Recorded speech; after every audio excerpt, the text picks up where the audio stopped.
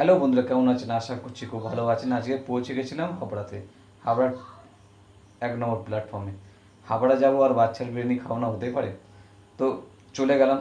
চলে গিয়ে প্রথমেই গিয়ে দেখলাম যে বাদিকে 1 নম্বর প্ল্যাটফর্মে বাদিকে বাচ্চার বিরিয়ানির দোকান। প্রচুর ভিড় ছিল।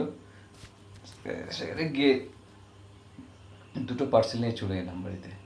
নিয়ে আসার পরে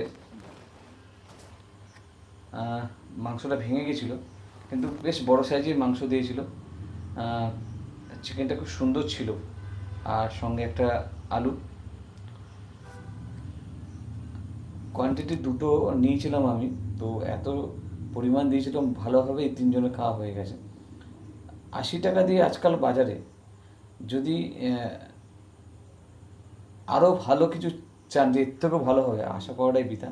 কিন্তু 80 টাকা অনুযায়ী বাচ্চার বিরিয়ানি খুব একটা খারাপ নয়। আমরা যারা আশা করি এর থেকেও ভালো খাবো, আরও ভালো, আরও সুন্দর দরকার, নিশ্চয়ই অনেক জায়গায় দামি দামি বিরিয়ানি বিক্রি করে, তাদের কাছে বাচ্চা কিছুই না, কিন্তু তার মধ্যেই বাচ্চা অন্যতম।